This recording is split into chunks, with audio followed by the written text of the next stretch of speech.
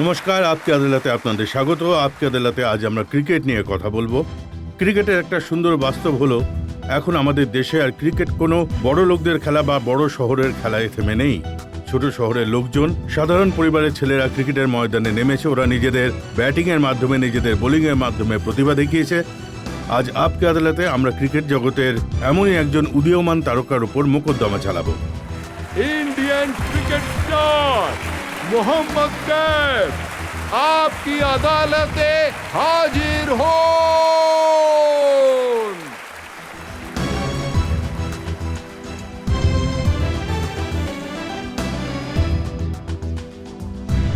অনুমতি চেয়ে নেব আজকের জাজ চেতন চৌহানের থেকে আজকের মোকদ্দমা শুরু করার জন্য।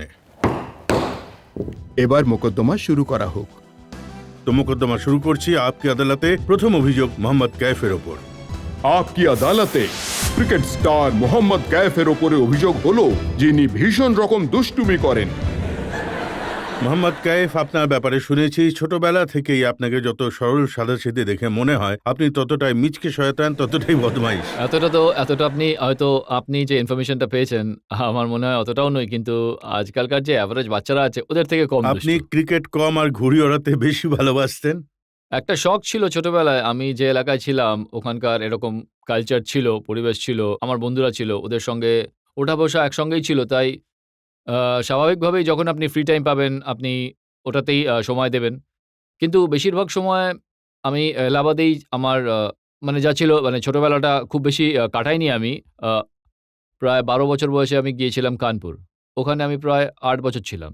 কোচিং সেন্টারে ওখানে আমি ক্রিকেট কোচিং করেছিলাম পাশেই। তাই যখনই ফ্রি টাইম পেয়েছি আমার একটা শখ ছিল।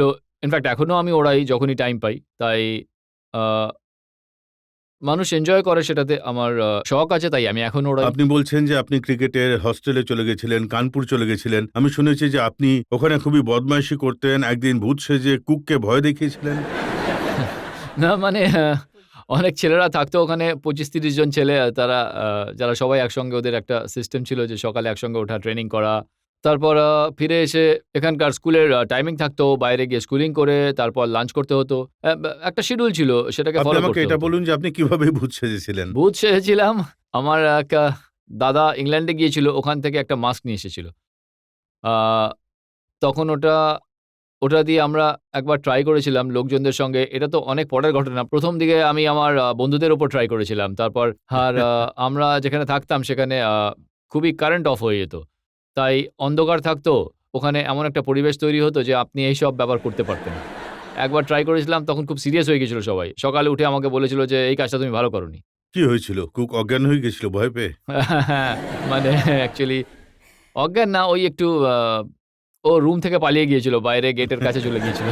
আর গেট কিপারকে বলেছিল হয়তো কেউ একটা আছে ক্যান্টিনে, আমি কাউকে দেখতে পেয়েছি। একজন বুড়ো সাধুর মতো। তা তারপর ওই চৌকিদারকে নিয়ে এসেছিল। ওখানে হয়তো ওরা আ খুঁজেও ছিল, কিন্তু আ মানে কাউকে খুঁজে পায়নি। সকালে সবাই ওনাকে বলেছিল যে এভাবে ব্যাপারটা হয়েছিল। তাই এরকম ছোটখাটো একটা ইনসিডেন্ট চলতেই থাকতো। কিন্তু এখনো কি আপনি এরকম বদমাইশি করেন ড্রেসিং রুমে? এখন অতটাও না। আগে হয়তো এরকম আমার স সবাই বলতো মাইন্ড ডাইভার্স হয়, কারণ এসব কাজকর্ম বেশি আমি করতাম। শুনেছি কিন্তু যে এখন আপনি অতটা আর হরভজন সিং একসাথে মিলে প্রচুর বদমাইশি করেন ড্রেসিং রুমে। সুযোগ পেলেই করি। সেরকম ব্যাপার না। কিন্তু বেশিরভাগ জনই আমার সঙ্গে একসঙ্গে খেলেছে। যেমন হরভজন সিং, যুবরাজ আর সেহবাগ, আমরা সবাই অনেক বছর একসঙ্গে খেলেছি। তাই একটা ভালো ইউনিট তৈরি হয়ে গিয়েছে। আমাদের একটা ভালো আন্ডারস্ট্যান্ডিং হয়ে গিয়েছে। তাই মজা করি যখনই সুযোগ পাই। কাইফ, আপনাকে যখন প্রথমবার ব্যাট দিয়েছিলেন আপনার বাবা, তখন উনি বলেছিলেন যে এটার ভ্যালুকে গুরুত্ব দিতে। হয়তো আমি খুবই লাকি ছিলাম তখন। আমার আ মা-বাবা যে শিক্ষা দিয়েছিলেন আর আমাকে যে ফ্রিডম দিয়েছিলেন খেলার জন্য, আ আমার মনে হয় আজকালকার মা-বাবারা হয়তো অ্যালাও করবেন না নিজেদের সন্তানদের। তো আ আমার বাবাও খেলেছেন ক্রিকেট অনেক বছর। রঞ্জি ট্রফি খেলেছেন প্রায় ইউপির জন্য আর রেলের জন্য অনেক বছর খেলেছেন। তাই উনারও একটা আমাদের ফ্যামিলিতেই ছিল। আমার ২ দাদা ছিল, ওদের সঙ্গে বাইরে যেতাম ক্রিকেট খেলতে আর ট্রেনিং নিতে। তাই একটা শখ ছিল ছোটবেলা উনি আবার থেকেই। এটাও বলেছেন যে যখন কাইফ ছোট ছিল তখন ক্রিকেটের নাম শুনলেই ওর চোখ জ্বলজ্বল করে উঠত। ১ম দিকে আমার কোনো ইন্টারেস্ট ছিল না ক্রিকেট নিয়ে। কিন্তু এমন একটা পরিবেশ ছিল বাড়ির যে ইচ্ছে না থাকলেও আমি আস্তে, আস্তে ইনভলভ হয়ে পড়ি। আমার দাদা খেলতো, তাই আমাকে ফিল্ডিং করতে বলতো, বল ওঠানো আর একটু মানে হেল্প করে দেওয়া মাঠের মধ্যে। ব্যাটিং কখনো পেতাম না। শুধুমাত্র ও খেলতো আর আমি বল ফিল্ডিং করে তুলে ফেরত দিয়ে দিতাম বা কখনো থ্রো করে দিতাম। তাই বেসিক্যালি এটাই ছিল।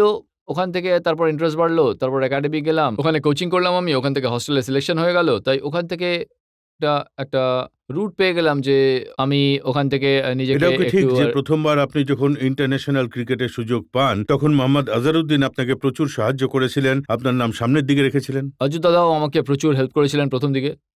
তাই কিন্তু মেইনলি যেটা হতো যে আপনি আপনার নিজের মধ্যে কিরকম ট্যালেন্ট আছে, আপনি যদি অপরচুনিটি পান, তাহলে আপনি কিভাবে ওটা গ্র্যাব করবেন আর পারফর্ম করবেন। তাই আমার মনে হয় আপনার সাপোর্ট দরকার পড়ে। কিন্তু ওভারঅল দেখলে আমার কোনো রিগ্রেট নেই। কিন্তু সাপোর্ট নিয়ে যদি কথা বলি, ইউপি থেকে কোনো প্লেয়ার আসছে আর ইন্ডিয়ার জন্য খেলছে এবং আমি প্রায় সুনীল ৪-৫ গাভাস্কার বছর ধরে অনেকবার প্রশ্নটা তুলেছিলেন যে কিভাবে সিলেকশন হয়ে গেল কাইফের। না, এটা অবভিয়াসলি উনিও গ্রেট একজন প্লেয়ার ছিলেন। উনার সময় আর এটা নিয়ে আমার মানে কোনো কমেন্টই নেই। উনার যেটা মনে হয়েছে উনি নিজের মতামত দিয়েছেন। কিন্তু কখনো, কখনো ভালো হয় যে কেউ যদি আপনার ব্যাপারে খারাপ কথা বলে বা লেখে তাহলে আপনি একটা মোটিভেশন পান। আর আমার সঙ্গে এরকমটা হয়েছে আর আমি সবসময় নিজেকে আপনি ওই স্টেজ এটা থেকে বলতে বের করে চাইছেন যে যতটা খারাপ লিখবে ততটাই আমি ভালো খেলবো? আমি কাউকে বলছি না, কিন্তু আমি নিজে এরকম বিশ্বাস করি যে আমি কোনো একজনের নাম নিচ্ছি না। আমি বলছি যে বেশিরভাগই এটা হয়। আমার লাইফে যেভাবে আমি ক্রিকেট খেলেছি, আপ ডাউন সবসময় ছিল যে কেউ বলতো ও শুধু ফিল্ডার হিসেবে খেলছে, পারফর্ম করে না। কখনো এটাও হয় যে ভালো খেলছেন অথচ আ সুযোগ পাচ্ছেন না। কিন্তু মানে আমার মনে হয় লাইফে যদি আপনি প্রফেশনাল স্পোর্টসম্যান হন, অ্যাথলিট হন তাহলে আপনাকে এইসব কথা আপনি শুনতেই হবে। বলছেন যে কিছু আপ অ্যান্ড করার ডাউন নেই। ছিল, কিন্তু সিলেকশন প্রসেস যদি দেখি তাহলে সবসময় এটা ছিল যেমন কোনো গাড়িতে স্টেপনি থাকে, কখনো সৌরভ গাঙ্গুলী সরে গেলে ওই জায়গায় আপনি খেলছেন, সচিন তেন্ডুলকরের চোট লাগলে ওই জায়গায় আপনি খেলছেন, যুবরাজের চোট লাগলে আপনি একটা স্টপ গ্যাপ অ্যারেঞ্জমেন্ট স্টেপনি যেমন হয় সেভাবে আপনার ব্যবহার আমার হয়েছে। মনে হয় ৫ বছর ধরে আমি ইন্টারন্যাশনাল ক্রিকেট খেলছি আর এখনো পর্যন্ত আমি ৮ টা টেস্ট ম্যাচ খেলেছি। আর আমি ১ম দিকে ৩ টে খেলেছি। একটা শ্রীলঙ্কার বিরুদ্ধে, আরেকটা সাউথ আফ্রিকার বিরুদ্ধে খেলেছি। তারপর মাঝখানে অনেকটা গ্যাপ ছিল। পর কামব্যাক করেছি। তারপর অস্ট্রেলিয়ার বিরুদ্ধে আমি সুযোগ পেয়েছিলাম। আমি সেখানে ২-৩ টে ৫০ করেছিলাম। তারপর আমি রেস্টে চলে গেছিলাম। সুযোগই পাইনি ক্রমাগত। তাই মানে আপনি প্লেয়ার হিসেবে আপনি চাইবেন যে আপনি যেন ক্রমাগত সুযোগ পান নিজেকে প্রুভ করার জন্য। যে আপনার যদি মনে হয় যে আপনার ট্যালেন্ট আছে বা আপনাকে নিয়ে সিলেক্টররা ভাবেন যে এই প্লেয়ারের ট্যালেন্ট আছে, তাহলে ওনারা ৫-৬ টা সুযোগ দিক ক্রমাগত। তারপর গেস করুক বা জাজ করুক যে কিরকম পারফর্ম করেছে বা করেনি। আমার মনে হয় যেকোনো প্লেয়ারকে, আমি নই, যেকোনো প্লেয়ারের ক্ষেত্রে এটা সহজ নয় যে আপনি প্রত্যেকটা ম্যাচের পরে বসাচ্ছেন আবার খেলাচ্ছেন। এটা একটা ইনসিকিউরিটি হয় মাইন্ডে। কিন্তু আপনি ৬ বা ৭ নম্বরে খেলেন, সেটা কি সেফ জায়গা? সেখানে এসে শুধু মারতে হয়, কম ওভার বাকি থাকে। আমি ওয়ানডের কথা বলছি। খেলাটাই এরকম। এটা টিম গেম তাই আপনাকে প্রত্যেকটা সিচুয়েশনে টিম যেরকম ডিমান্ড করে সেভাবেই আপনাকে খেলতে হয়। তাই আমার লাইফে এরকম অনেক সুযোগ এসেছে যখন আমাকে ৫ নম্বরে ব্যাট করতে হয়েছে আর শুধুমাত্র ১ম বল থেকে রান করতে হবে। আর আপনি কখনো, কখনো খারাপ শট খেলে আউটও হয়ে যান। কারণ আপনাকে টিম ডিমান্ড, টিমের সিচুয়েশন এরকম যে আপনাকে খুব তাড়াতাড়ি রান করতে হবে। তাই ঠিক আছে, আমার মনে হয় আমিই নই, আরো অনেক দেশের প্লেয়াররা আছে যারা এই পজিশনে ব্যাটিং করে। কিন্তু এটা তো একটা টিম গেম। আর টিম ম্যানেজমেন্ট যেটা ঠিক করবে আপনাকেই এই নম্বরে ব্যাটিং করতে হবে। তো আপনাকে গিয়ে শুধু পারফর্ম করতে হবে। তাই আমাকে যেটা করতে হবে তা সেটা পুরোপুরি এফোর্ট দিতে হবে। আমার যেটা ছিল যে আমি honestly এফোর্টটা দিয়েছিলাম। কখনো সাকসেসফুল হয়েছি, কখনো হইনি। তাই এরকম লাইফে হতেই থাকে। পাকিস্তানের যে সিরিজটা শেষ হলো কিছুদিন আগে, ওখানে তো আপনি একদমই ফেল হয়ে গেলেন। আপনি তো একদমই রান করতে পারেননি। না, আপনি দেখুন ১১ জন প্লেয়ার খেলে। সেখানে শুধু ৩-৪ জন প্লেয়ার এরকম থেকে যায় যারা ঐদিন ভালো খেলে। তাই এরকম লাইফে হতেই থাকে। কখনো আপনি স্কোর করবেন, কখনো করবেন না। কিন্তু আমার কাছে বেশি ইম্পোর্টেন্ট হলো যে সিরিজ জেতা। আর সবাইকে যে জব দেওয়া হয়েছিল যে আ প্লেয়াররা যেভাবে ওখানে খেলেছে, আমার মনে হয় ওভারঅল অ্যাজ আ প্লেয়ার আপনি যদি বলেন তাহলে বেশ আনন্দের ব্যাপার যে আপনি যদি জিতে ফেরেন। পারফরম্যান্স তো আপ ডাউন হতেই থাকে। কিন্তু আমার মনে হয় ওভারঅল আপনি যদি একটা বছরের পারফরম্যান্স দেখেন তাহলে আমি ভালো পারফর্ম করেছি। ওয়ানডেতে কিন্তু আমি পাকিস্তানে স্টার্টিং গিয়ে থেকে কি দেখলে হলো? আপনি শোয়েব আক্তারের বল দেখে ভয় পেয়ে গেলেন? নাকি ওখানকার পরিবেশ আপনাকে ভয় পাইয়ে দিল? না, ভয় না। মানে কখনো, কখনো যখন খেলি বলটা মানে গেমটাই এরকম যে একটা খারাপ বল, একটা খারাপ শট মারলেই আপনাকে বাদ দেওয়া হবে। তাই এই খেলাটাই এরকম মানে কেউ পারফেক্ট হতে পারে না এই গেমে। সবসময় আপনি নতুন জিনিস না, শিখেন। আপনার কষ্ট হয়নি এই খেলায় যেখানে সমস্ত ইয়াংস্টার পারফর্ম করছে? না, কষ্ট না। মানে দেখুন আমরা জিতেছি এটাতে যেমন আমি বললাম যে সিরিজ জেতার যে আনন্দটা হয় সেটা আমার কাছে বেশি ইম্পোর্টেন্ট। আর যেভাবে আমাদের প্লেয়াররা ওখানে পারফর্ম করেছে সবাই একটা টিম এফোর্ট ছিল। আর আমাদের যে ইউনিট ছিল ফিল্ডিং এ আমরা যে এফোর্টটা দিয়েছিলাম বল ওগুলো ব্যাক করেছি। তারপর আবার ব্যাটিং এত ভালো করেছি। তাই অ্যাজ আ প্লেয়ার আমি খুবই খুশি যে ওখান থেকে জিতে ফিরেছি। পারফরম্যান্স আপ ডাউন হতেই থাকে। আমার ওতে কোনো প্রবলেম নেই। কিন্তু যেভাবে আমরা ওখানে খেলেছি, চ্যাম্পিয়ন হয়ে ফিরেছি, টেস্ট ম্যাচের পর কামব্যাক করা, আমার মনে হয় ক্রেডিট দেওয়া উচিত ক্যাপ্টেনকে, কাইফ, কোচকে, এটা ঠিক প্লেয়ারদের। যে যখন আপনি খেলেন, ময়দানে নামেন, তখন আপনার মা ক্রমাগত প্রেয়ার করতে থাকেন, দোয়া করে যান যে কে একটু। অবভিয়াসলি প্রার্থনা করেন। আমি জানি না কি, আমি তো ওখানে খেলি। কিন্তু এখন একটু শান্ত হয়ে গেছে বাড়িতে। লোকজন এসে ম্যাচ দেখে। আগে এরকম ছিল না আগে। আর খুব আপনার টেনশন বাবা করত এই আগে। জন্য ম্যাচ দেখতেন না, কারণ উনি আপনার আউট হওয়া দেখতে পারতেন না। আগে খুব টেনশন করত। আগে খুবই, যদি আউট হয়ে যেতাম তাহলে আমাকে সন্ধ্যাবেলা ফোন করত। আমি কোথাও পড়েছিলাম যে একবার ইন্ডিয়া হারছিল, আপনি ব্যাটিং করতেলেন, তখন দেবদাস সিনেমা দেখতে চলে গেছিলেন। না, ওটা অনেক আগের কথা। ওনার মনে হয়েছিল যে টিম তো হেরেই গেছে। আর এ তো সবে নতুন এসেছে। ২০ বছরের নতুন ছেলে। ১৯তম ওয়ানডে ম্যাচ খেলছে। তাই ওর কাছে এত বড় ব্যাপার একটা চেস করা। তাই উনি ভাবলেন ঠিক আছে চলো তাহলে আড্ডা মেরে আসি। একবার এরকম হয়েছিল যে তখনও আমি ওটা লজ্জার কথা মনে হয়। উনি এতটা এক্সপেক্ট করেননি নিজের ছেলের থেকে যে ও স্কোর করবে। তাই আপনার খেলার টেকনিকগুলো নিয়ে আমার কাছে প্রচুর অভিযোগ রয়েছে, অনেক প্রশ্ন আছে। একটা ব্রেক নিয়ে নেবো, আর ব্রেকের পর যখন ফিরবো তখন মোহাম্মদ কাইফের ওপর জনগণের মোকদ্দমার আরও এক পর্ব।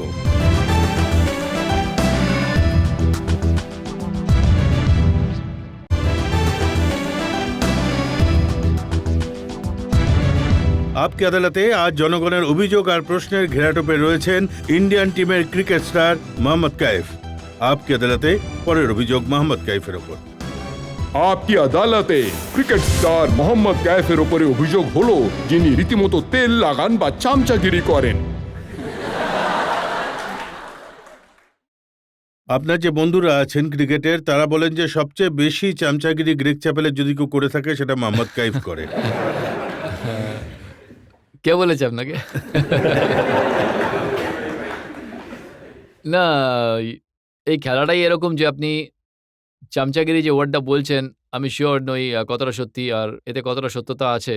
কিন্তু এই খেলাতে যদি আপনাকে বেশিদিন সার্ভাইভ করতে হয় তাহলে আপনার নিজের মধ্যে ক্ষমতা থাকা দরকার। আপনি যদি সাপোর্ট কারোর থেকে পেলেন কিন্তু আপনি মাঝপথে থাকাকালীন আপনার কোনো সাপোর্ট থাকে না। আপনার বাবা-মা থাকে না, আপনার কোচ থাকে না, আপনার টিচার থাকে না।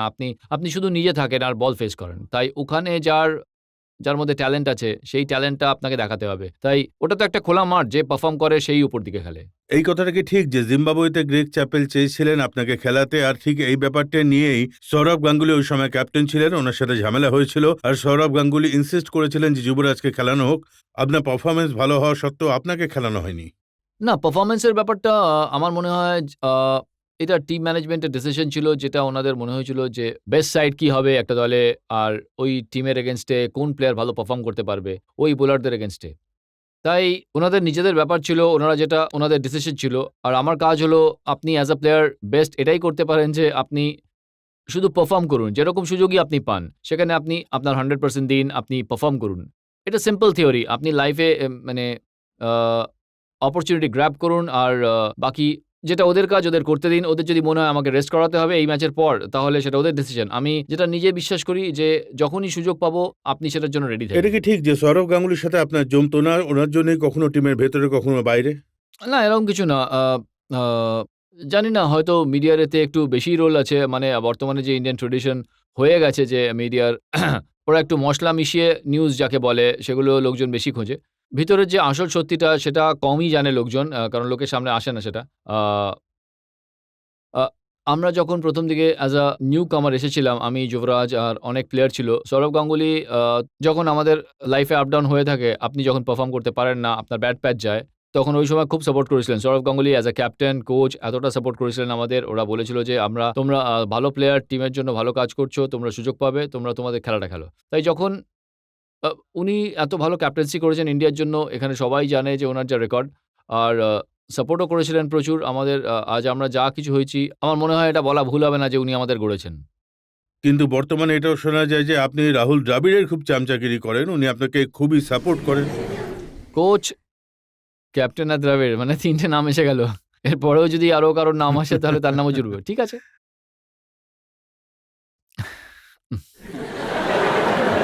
সচিনকেও খুব ফিট রাখেন আপনি।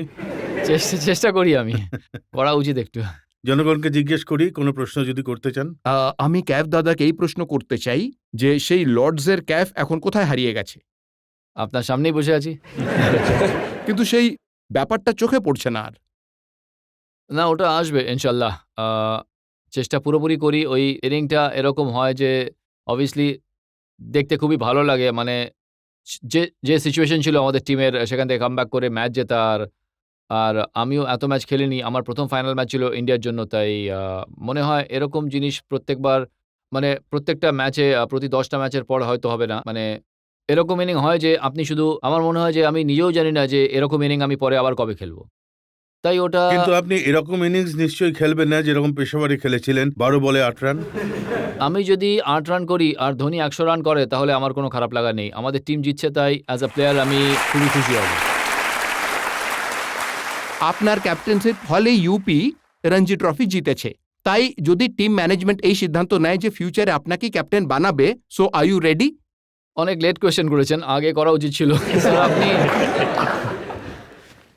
না, আমার মনে হয় আ আমি লাকি ছিলাম যে যেভাবে আমার টিম এবার খেলেছে। আর অবভিয়াসলি ৭২ বছরে ১ম বার চ্যাম্পিয়ন হয়েছে। তাই এটা ক্রিকেটের জন্য ভালোই। মানে লোকজন এবার রেট করবে। ইউপির প্লেয়াররাও এসেছে যারা এই লেভেলে খেলতে পারে। আর এখন অনেক ইয়াং প্লেয়াররা আসছে। দেখুন না ৩ জন প্লেয়ার খেলছে, আরও অনেক ইয়াং প্লেয়াররা আছে যারা আন্ডার ১৯ এ খেলছে আর ওরা ভালো পারফর্ম করেছে। না, যদি আপনি ক্যাপ্টেন হতেন, আপনাকে ক্যাপ্টেন্সির অফার দেওয়া হয়, তাহলে সেই পরিস্থিতিতে আপনি কি করবেন? মানে are you ready for it? মানে না। এই চ্যালেঞ্জটা নেবেন কি? দেখুন আগে তো আমাকে এখন আমার নিজের জায়গাটাই সিকিউর নয় টেস্টে তো স্যার আমি কিন্তু স্যার কিন্তু আপনার ক্যাপ্টেন্সির জন্য ইউপি টিম একটা ইতিহাস গড়েছে, মানে যেটা কেউ আশাই করেনি একেবারেই। কারণ মুম্বাই রঞ্জি টিম ছিল, ওরাও একইভাবে খেলছিল ভালো, কিন্তু ইউপি সত্যি একটা ইতিহাস গড়েছে। সেই জন্য আমি আপনাকে এই প্রশ্নটা করেছি। না, ভালো এক্সপেরিয়েন্স ছিল আমার কাছে। মানে অবভিয়াসলি আমি অনেক কম ইয়াং এজ থেকে আমি ক্যাপ্টেন্সি স্টার্ট করেছি ইউপির জন্য। আমি আন্ডার 16 করেছিলাম। তারপর 19 ওয়ার্ল্ড কাপ খেলতে গিয়েছিলাম শ্রীলঙ্কায়। ওখানে আমরা জিতে ফিরেছি। তারপর আমি রঞ্জিতে করেছি, আবার দেওদার, দিলীপ, ইন্ডিয়া এর জন্য। তাই আমার ভালো এক্সপেরিয়েন্স হয়ে গেছে লিডারশিপের। কিন্তু আমার কাছে এটা খুবই কঠিন হবে যদি কেউ জিজ্ঞেস করে যে আপনি ইন্ডিয়ার ক্যাপ্টেন হবেন কিনা। আসলে এটা পরের কথা।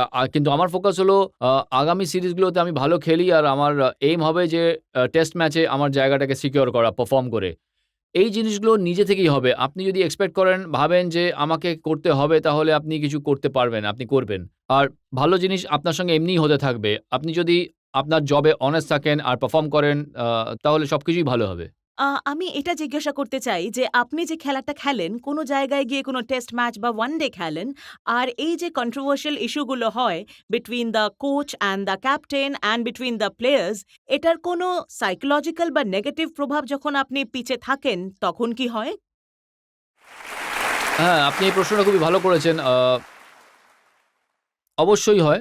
কিন্তু আপনি যদি দেখেন যেসব সিনিয়র প্লেয়াররা এত বছর ধরে খেলছে, ওরা পুরোপুরি চেষ্টা করেন যে এই ব্যাপারটা মাইন্ড থেকে বের করে যখন আপনি ম্যাচে ফেরত যান, তখন আপনাকে শুধু আ আপনাকে যেটা মিটিংয়ে যে ব্যাপারটা ডিসকাস করা হয় টিমের এগেইনস্টে আপনার কি আচ্ছা। প্ল্যানিং আছে সেটাই মাইন্ডে রেখে আর ফ্রি মাইন্ডে খেলতে হয়। কিন্তু এসব ব্যাপারগুলো নিয়ে আপনি ভাবতেই পারবেন না যে পিছনে কি হচ্ছে, আমার সম্পর্কে কি বলছে। ওতে যদি আপনি মন দেন তাহলে পারফরম্যান্সে খুব অসুবিধা হবে। একটা কথা অনেকেই জানতে চায় যে যেভাবে রাহুল দ্রাবিড় আর সৌরভ গাঙ্গুলিকে মাঠে কথা বলতে দেখা গেছিল, ক্যামেরাতে দেখা গেছিল, শোনা তো যায়নি, তাই ওটার ব্যাপারে কিছু জানা গেছে যে কি কথা হচ্ছিল? ওই সময় আমি ছিলাম না লাকিলি। আমি পরে গিয়েছিলাম কিন্তু সবটাই মানে নিজের প্রেডিকশন লোকজন দেখে, নিজেদের মতামত দেয় যে এটা হয়েছে, ওটা হয়েছে। কিন্তু অ্যাকচুয়াল ব্যাপার সেটা হয়তো লোকজনদের সামনে আসে না। যেটা আসল সত্যি, আসল ঘটনা কি ছিল, আমার মনে হয় এটাই বেশি হাইপ হয়ে গেছে। যেটা আমাদের টিমে আমার কখনো এরকম মনে হয়নি আমরা সবাই এত কথা বলি যেভাবে লোকজন বাইরে কথা বলছে। বন্ধুদের সঙ্গে, ফ্যামিলি মেম্বারদের সঙ্গে দেখা করি, ওরাও জিজ্ঞেস করে যে কি হচ্ছে। কিন্তু আমি যখন ওখানে থাকি টিমে তখন আমার মনে হয় না যে কিছু ঘটেছে। সবাই শুধু নিজেদের খেলায় মনোযোগ দেয় আর চেষ্টা করে নিজেদের বেস্টটা দিতে। কিন্তু যখন আমি বাইরে বেরোই তখন মনে হয় হ্যাঁ, কিছু একটু বেশি হাইপ হয়েছে। তাহলে আপনি বলছেন যে ড্রেসিং রুমে কোনো ঝগড়া হয় না? একদমই না। কিন্তু মাঠে যখন আপনি নামেন তখন পাকিস্তানি প্লেয়ারের থেকে আমি শুনেছি অনেক লড়াই হয়, ঝগড়া হয়। কথাটা এখন সত্যি? তো পরিবেশ খুব ভালো হয়ে গেছে। আগে আ আপনার হয়তো মনে থাকবে যখন ওয়ার্ল্ড কাপে আমরা সবাই গেছিলাম খেলতে সাউথ আফ্রিকাতে। ওই ম্যাচে আমার মনে আছে অনেক ইনফ্যাক্ট আমরা অতটাও করছিলাম না। ওরা একটু বেশি কথা বলছিল আর স্লেজিং করছিল। কিন্তু এখন আমরা খুশি যে খুব ভালো পরিবেশ হয়ে গেছে, মানে যে আন্ডারস্ট্যান্ডিং হয়ে গেছে প্লেয়ারদের সঙ্গে। ইনফ্যাক্ট গ্রাউন্ডে আমরা ট্রাই করি নিজেদের বেস্টটা দিতে, কিন্তু বাইরে এসে ওদের সঙ্গে ইন্টারঅ্যাক্ট করি, কথা বলি। তাই মনে হয় এবার তো একদমই এরকম মনে হচ্ছিল যে আমরা নরমাল টিমের এগেইনস্টে খেলছি। আগে এরকম ছিল না। আগে যখন আমি এসেছিলাম তখন অনেক ডিফারেন্ট ছিল অনেক কিছু। এখন তো ব্যাপারগুলো অনেক ভালো হয়ে তাহলে গেছে। আগে আপনিও গালি দিতেন কখনো কখনো আমি রাগ হলে? শুনতাম আর ইগনোরও করতাম। কারণ ওরা চাইতো যে আপনাকে ডিস্ট্রাক্ট করবে আর আপনি একটা বাজে হয়তো শট খেলবেন। মানে ওরা বাধ্য করছে আপনাকে ওটা করার জন্য। বোলাররা আপনার কাছে এসে বলবে, কিন্তু আপনি বেস্ট জিনিসটা করতে পারবেন যে ওদের ইগনোর করে নিজের গেমে ফোকাস করা। বেস্ট প্লেয়ার ভালো প্লেয়ার এটাই করবে। আপনার ব্যাপারে শুনেছি আপনার সবচেয়ে বেশি ফোকাস যেটায় থাকে সেটা হলো ফিটনেসের ওপর। ওটা নিয়ে আমার কাছে কিছু অভিযোগ রয়েছে, কিন্তু আমরা একটা ব্রেক নিয়ে নেব। আর ব্রেকের পর যখন ফিরবো তখন মোহাম্মদ কাইফের সাথে কথা বলবো সেই আবেগের ব্যাপারে যেটা ফিটনেসের নামে কাইফের মাথায় ভূত হয়ে চেপে বসেছে। ব্রেকের পর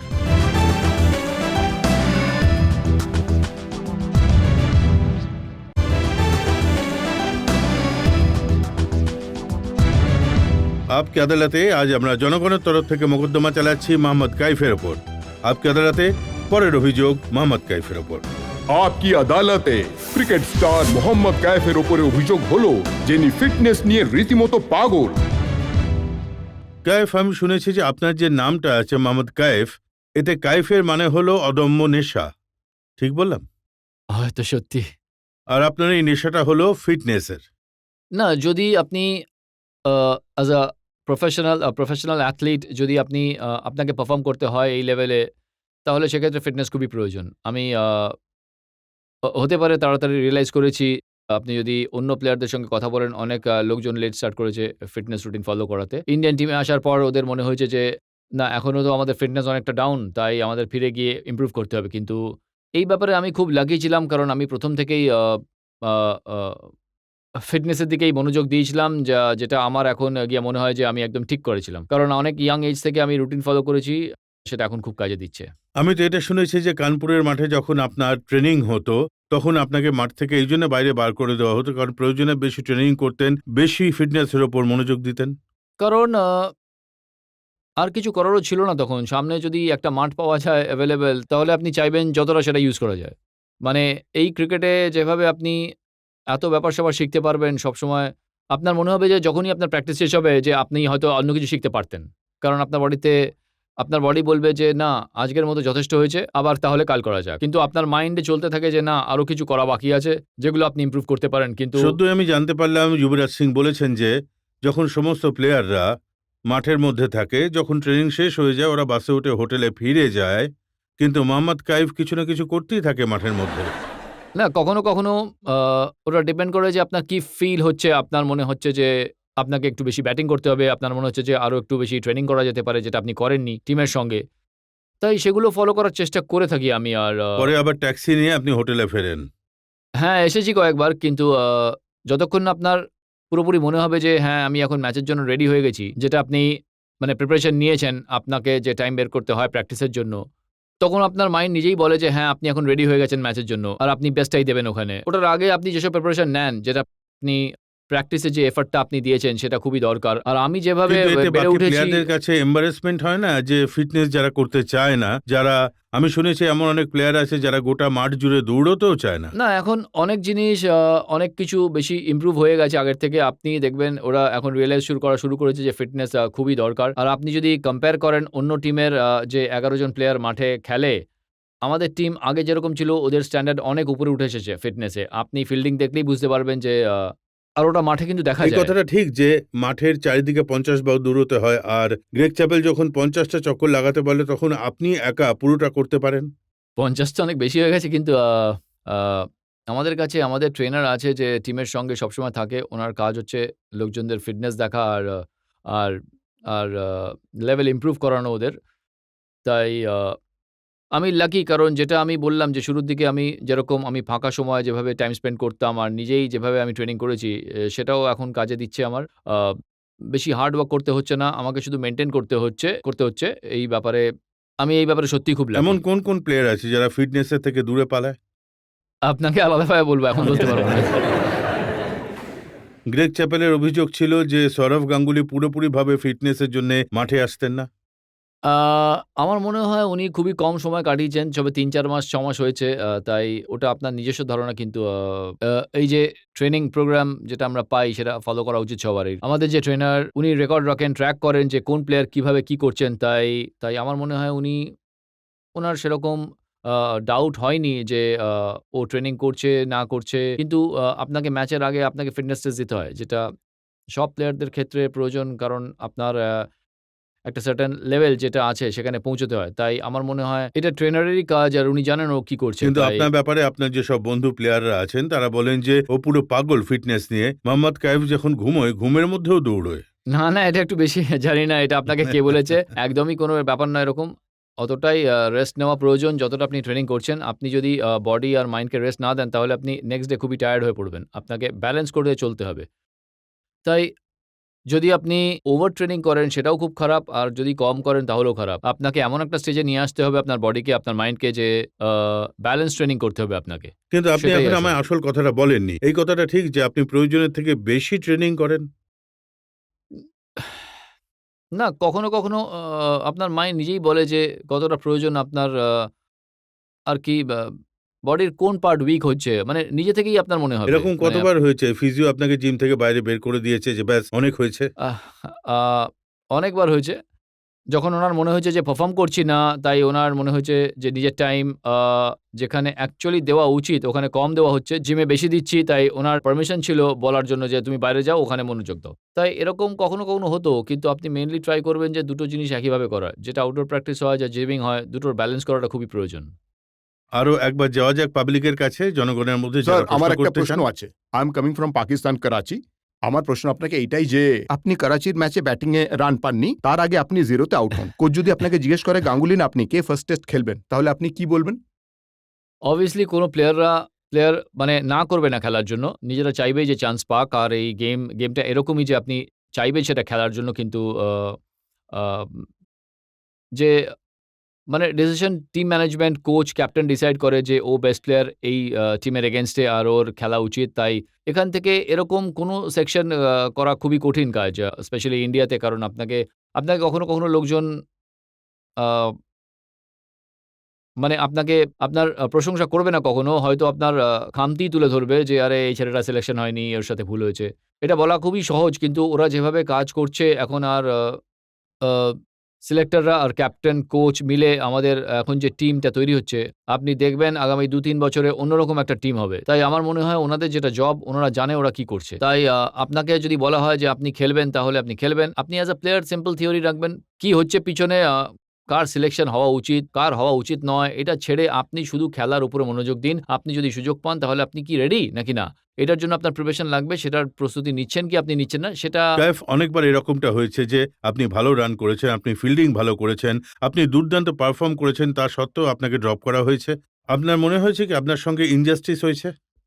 আপনি ফিল করবেন কখনো যে আপনার মনে হবে যে হ্যাঁ, আপনার আরো সুযোগ পাওয়া উচিত। আপনার যে ট্যালেন্ট আছে, যে এবিলিটি আপনার কাছে আছে, আপনার নিজের ফর্ম আছে। মেইন জিনিসটা হচ্ছে আপনার ফর্ম। আপনার যদি সেটা ঠিক থাকে তাহলে আপনি চাইবেন যে ক্রমাগত ম্যাচ পান।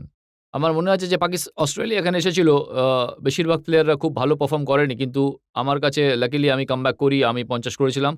তারপরে আমাকে বাংলাদেশ ম্যাচগুলোতে খেলতে নেওয়া হয়নি। কিন্তু প্লেয়ারদের ফর্মের যে ব্যাপারটা আছে, আবার ভালো ফিল করছেন, ভালো বোলারদের ফেস করছেন আপনি। আপনি চাইবেন ক্রমাগত ম্যাচ খেলার জন্য। নিজেকে সেটল করার জন্য টিমে আর নিজের আ আপনি যে স্ট্রেংথটা বাড়ানোর জন্য যে ব্যাটিং আপনি করছেন, যে এটা ফিল করছেন, সেই ফিলটা বাড়ানোর জন্য, কনফিডেন্স লেভেল বাড়ানোর জন্য আপনার অনেক ম্যাচ পাওয়া উচিত। ওই সময় ফর্মটা যখন ঠিক থাকে। তাই ওটা খুবই দরকার প্রত্যেকটা প্লেয়ারের কাছে। যেহেতু ফর্মটা ঠিকঠাক আছে, তাই আমার মনে হয় আপনি চাইবেন যে বেশি কে ম্যাচ পান। আপনাকে ড্রপ করে দেয়? কে ভোকারটা করে? এই খবরটা আমি নিয়ে বলব। আমার আপনার কাছে প্রশ্ন হলো যে ইন্ডিয়া সবসময় ফিল্ডিং এ উইক থাকে আর হয়তো চেতন চৌহান বাবু এটা স্বীকার করবেন। আপনি মানে ফিল্ডিং স্কিলটাকে এত ডেভেলপ করেছেন, তাই আপনার কি অনুপ্রেরণা ছিল ইন্ডিয়ার মতন দেশে? আপনার গলাটা খুবই ভালো। আপনার এখানে থাকা উচিত।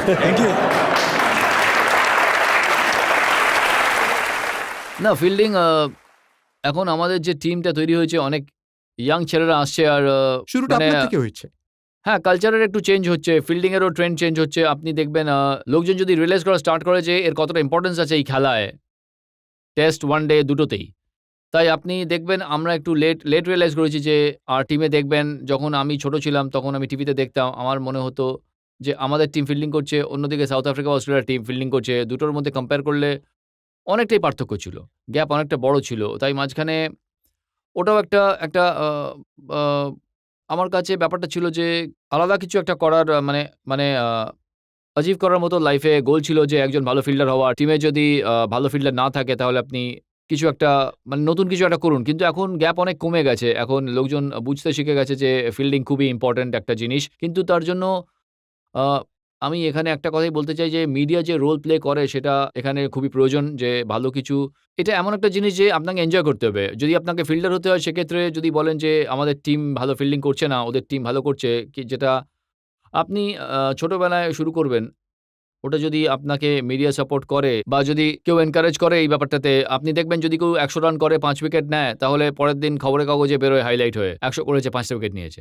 কিন্তু কেউ যদি ভালো ক্যাচ নেয় বা স্টপ করে বা পার্টনারশিপ ব্রেক করে, নতুন প্লেয়ার নামে ২-৩টে উইকেট তাড়াতাড়ি পড়ে যায় আর গেম চেঞ্জ হয়ে যায় ওখান থেকে। তাই ওই ছোট জিনিসগুলো, ছোট ব্যাপারগুলো আমার মনে হয় ইন্ডিয়াতে ল্যাক হয়। লোকজন বুঝতে পারে না পয়েন্টগুলো। তাই আপনি যদি রেজ না করেন তাহলে লোকজনও পড়বে না আর ছোটবেলা থেকে ছেলেদের শখও থাকবে না। ওরা বলবে যে আমাদের বেনিফিট হবে স্কোর করলে আর ৫ উইকেট নিলে। ফিল্ডিং করে কোনো লাভ নেই। এই কালচারটাও চেঞ্জ হচ্ছে। এখন লোকজন বুঝতে পারছে যে এতেও লাভ আছে টিমে। আর লোকজন অ্যাপ্রিশিয়েটও করে তাই আমার মনে হয় এর প্রভাব আস্তে, আস্তে পড়ছে। আরো অনেক প্রশ্ন রয়েছে, আমরা এখানে একটা ব্রেক নিয়ে নেবো, আর ব্রেকের পর যখন ফিরবো তখন মোহাম্মদ কাইফের ওপর জনগণের মোকদ্দমার আরো এক পর্ব।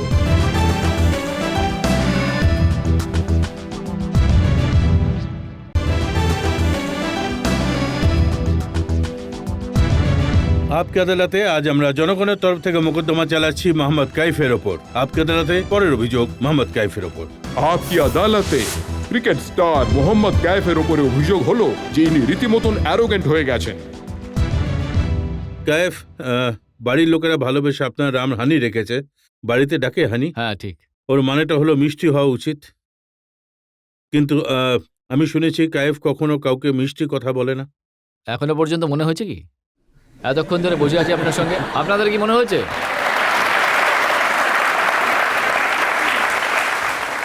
আমি একটা উদাহরণ আপনাকে দিচ্ছি। একটা শু কোম্পানি আপনাকে ব্র্যান্ড অ্যাম্বাসাডার বানিয়েছিল আর হিমায়তনগরে ডেকেছিল। প্রচুর লোক ওখানে উপস্থিত ছিল, আর ওই কোম্পানির লোকেরা চেয়েছিল যে আপনি অন্তত একবার হাসুন। না, ওটা আমার মনে নেই কবেকার কথা, অনেক বছর আগেকার ঘটনা হবে হয়তো। কারণ আপনি অনেক ইনফরমেশন নিয়েই এসেছেন তাই ঠিকই বলেছেন হয়তো, কিন্তু কখনো, কখনো মিসকমিউনিকেশন হয় যে আপনাকে অ্যাকচুয়ালি কি করতে হবে। আপনি যান আর ভাবেন হয়তো আধ ঘন্টা ফিরে আসবেন, কিন্তু আপনি ফিরতে পারেন না। আর হয়তো কিছু লোক আপনার জন্য ওয়েট করে আছেন। তাই হয়তো এরকম কোনো ইনসিডেন্ট হয়েছিল যে আমি হয়তো বলেছিলাম যে আমাকে যেতে হবে মিটিংয়ে, টিমের মিটিং আছে, তাই আমি এত ইন্টারঅ্যাক্ট করতে পারবো না। তাই অবভিয়াসলি ইন্ডিভিজুয়ালি লোকজন চায় যে ইন্টারভিউ করবে বা এসে কথা বলবে। কখনো, কখনো মুশকিল হয় যে আপনার অন্য কোনো কাজ থাকে, সেগুলো একদিকে তো অনেক অ্যাডমিরেশন পান, লোকজন প্রশংসা করে, হাততালি দেয়, কিন্তু কখনো কখনো এরকমটা হয় যখন রান পান না তখন লোকজন রেগেও যায়। এটা তো লাইফ এরকমই হয়। মানে আপনাকে অ্যাকসেপ্ট করতেই হবে। Specially as a professional sportsman এটা তো একটা প্যাকেজ দেওয়াই হয়। তো এর রাগ সঙ্গেই হয়েছিল আসে। আপনার যখন এলাহাবাদে লোকজন আপনার বাড়িতে চড়াও হয়েছিল?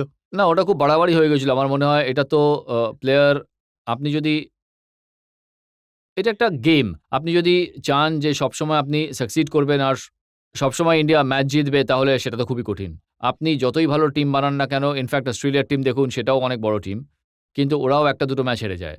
তাই ওই সময় আমাদের টাইম খুব খারাপ চলছিল। কিন্তু আমরা কামব্যাকও করেছি। ওয়ার্ল্ড কাপও দেখুন, যেখানে আমরা শুরুতে ১টা-২টো ম্যাচ হেরেছিলাম, কিন্তু তারপর থেকে আমরা ফাইনাল পর্যন্ত পৌঁছেছি। তাই প্রচুর ছেলেরা প্রচুর পরিশ্রম করেছে। আর তার মানে তখন আবার কি রাগ হয় যখন এই ধরনের স্লোগান দেওয়া হয়? কষ্ট হয়। রাগ করে আর কি হবে? রাগ করে যে বলেছে তাকে ধরে তো আর আমি মারতে যাব না। কিন্তু যেটা করবেন, আ আপনি একটু বেশি এফোর্ট দেবেন, কিছু বেশি পরিশ্রম করবেন। আপনি চান ইন্ডিয়ার জন্য ভালো করতে, টিম জিতুক। আর এফোর্ট যদি কেউ অ্যাপ্রিশিয়েট না করে তাহলে কষ্টটা হয়। আপনি আপনার পরিশ্রম টিমের একজন করছেন। প্লেয়ার আমাকে বলেছে যে কাইফের প্রচন্ড রাগ হয় তখনই যখন মেয়েরা কাইফ ভাই বলে।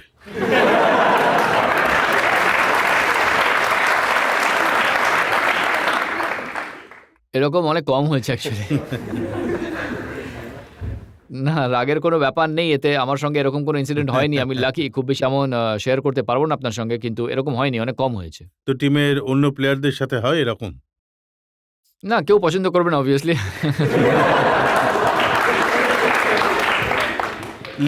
লেডি ইন দ্য হোয়াইট, হ্যাঁ। कैफ भाई,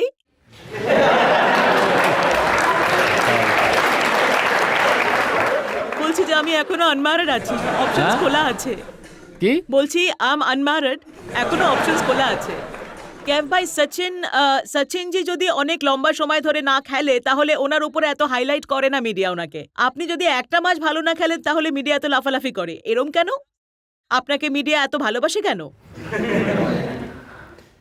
না, অবভিয়াসলি সচিনের যেরকম রেকর্ড আছে তাই ওনার মতো প্লেয়ার পাওয়া খুবই কঠিন। আর উনি যেভাবে 16 বছর 17 বছর বয়স থেকে ক্রিকেট খেলছে আর এতগুলো আপনার মতো রেকর্ড, প্লেয়ার পাওয়াও কিন্তু খুব কঠিন ক্যাব ভাই।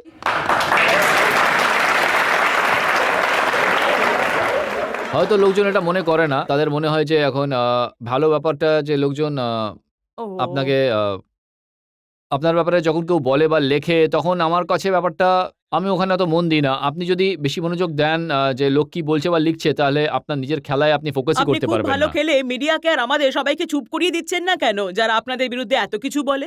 আপনি চেষ্টা তো- ভালো, এত ভালো খেলুন যে আমরা সবাই প্রত্যেকে শুধুমাত্র আপনার খেলার প্রশংসা করব। ইনশাল্লাহ, অবশ্যই। ক্যাব, আমরা জনগণের তরফ থেকে প্রচুর অভিযোগ এনেছি, প্রচুর প্রশ্ন তুলেছি। আমরা একটা ব্রেক নিয়ে নেব, আর ব্রেকের পর যখন ফিরবো তখন শুনবো ফর্মার টেস্ট ক্রিকেটার চেতন চৌহানের সিদ্ধান্ত মোহাম্মদ কাইফের মোকদ্দমা নিয়ে।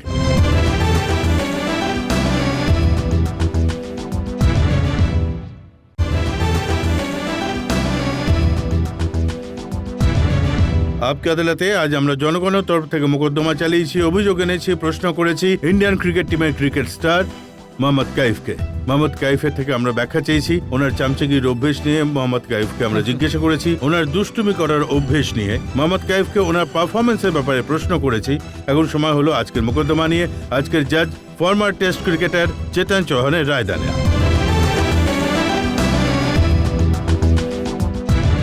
মোহাম্মদ ক্যাফ, আপনি নিজেকে যথেষ্ট ভালোভাবেই বাঁচিয়েছেন আর উত্তরগুলো বেশ ভালোভাবেই দিয়েছেন।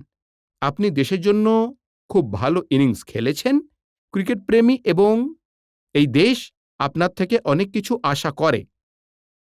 সেই জন্য আমার আপনাকে একটাই পরামর্শ থাকবে যে আপনি আপনার ব্যাটিংয়ে কনসিস্টেন্সি নিয়ে আসুন, যাতে ভারতীয় টিমে আপনার জায়গা পাকা হোক। Thank you so much.